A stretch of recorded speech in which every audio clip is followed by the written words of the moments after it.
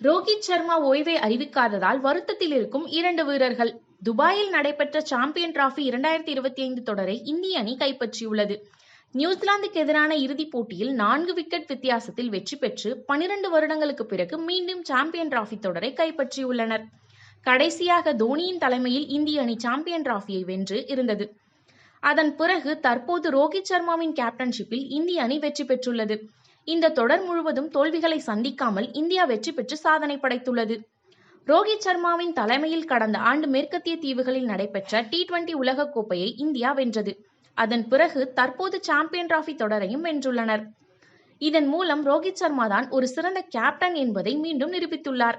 இந்த தொடர் மூலம் சீனியர் வீரர்கள் சிறப்பாக விளையாடி அணியின் வெற்றிக்கு உதவினர். குறிப்பாக ரோஹித் சர்மா ஃபைனலில் 76 ரன்கள் அடித்து அசத்தினார்.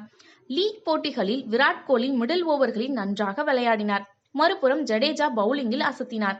சாம்பியன் டிராபி தொடர் முடிந்ததும் இந்திய அணியின் சீனியர் வீரர்களான ரோஹித் சர்மா, விராட் கோலி, ரவீந்திர ஜடேஜா ஆகியோர் ஓய்வை அறிவிப்பார்கள் என்று எதிர்பார்க்கப்பட்டது.